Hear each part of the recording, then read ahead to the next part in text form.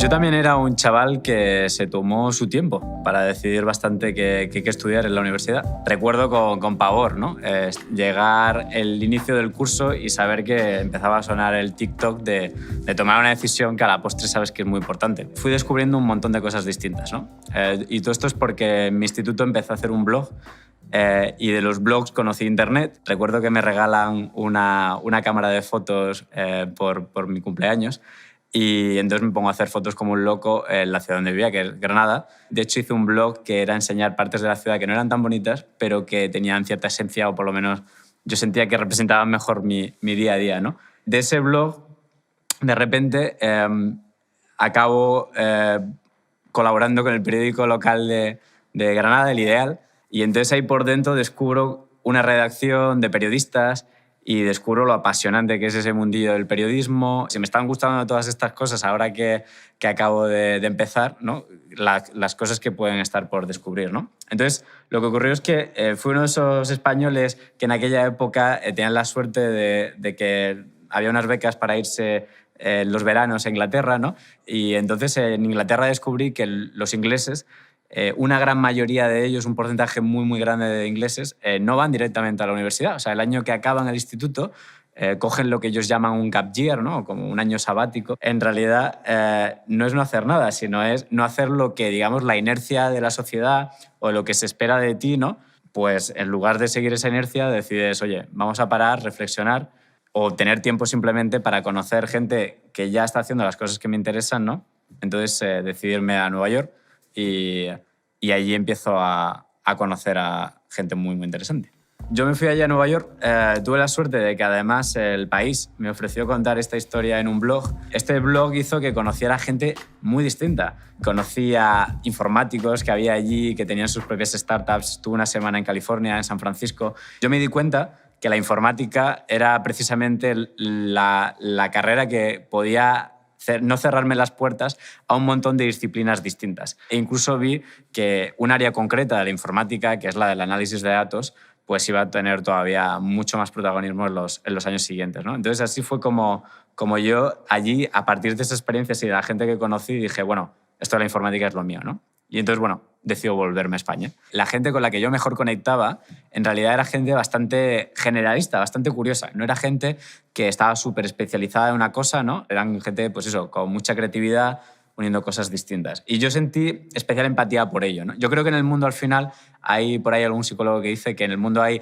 ranas, ¿no? y pájaros, ¿no? Entonces hacen falta ranas y pájaros, hacen falta ranas que estén en los charcos, que estén de cerca, que estén chapoteando, que se peguen con la realidad del suelo, ¿no? Y luego hace falta un poco gente por encima que tenga un poco la capacidad de ver el bosque, ¿no? y de ver un poco el contexto en el mundo en el que estamos, ¿no? Que el mundo probablemente no funciona sin los unos y sin los otros, ¿no? Yo sí que tenía claro que soy una persona que al final acaba y que le gusta y que se interesa por muchos temas distintos y que quería, pues eso, estar lo más cerca siempre a poder desarrollarme por completo en un ámbito más genérico, ¿no? La informática al final es ese campo que te sirve para ser un pájaro. Si hay un campo, si hay una disciplina ahora mismo, creo que es la informática, ¿no? Lo que yo descubro a mitad de la carrera, que es donde ahora estoy centrado, que es el mundo de los datos. Desde la economía al cáncer, todo eso son un montón de cosas que interactúan unas con otras y que podemos modelar como datos. Estas cosas académicas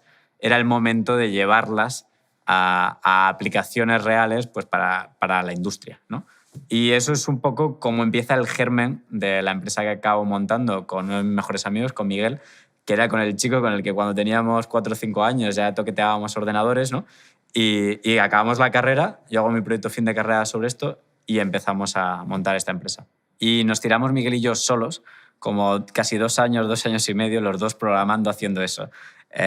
Volviendo a casa con nuestros padres sin recursos y pasando el día programando, ¿no? Empezamos a hablar con empresas, se lo enseñamos el producto, algunas interesadas, algunas empiezan a comprarlo, empezamos a comercializar.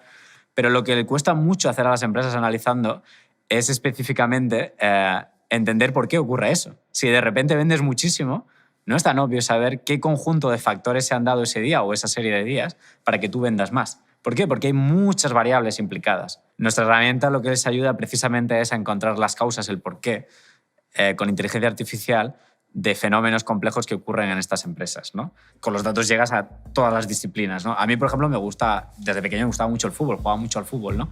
Y con esto hemos acabado analizando datos, por ejemplo, de fútbol para encontrar jugadores infravalorados, ¿no? Yo de pequeño me pasaba el día diciendo, bueno, ¿qué es lo que hace que Cristiano Ronaldo sea Cristiano Ronaldo? Es por cuánto salta, por cuánto corre, cuánto tiene que ver la capacidad de regate, cuánto tiene que ver que se tire en plancha y robe el balón, ¿no? Todo esto tú lo puedes modelar con datos, ¿no? Tú puedes decir, vale, vamos a convertir un jugador en 50 variables, ¿no? Y las vamos a medir de esta manera.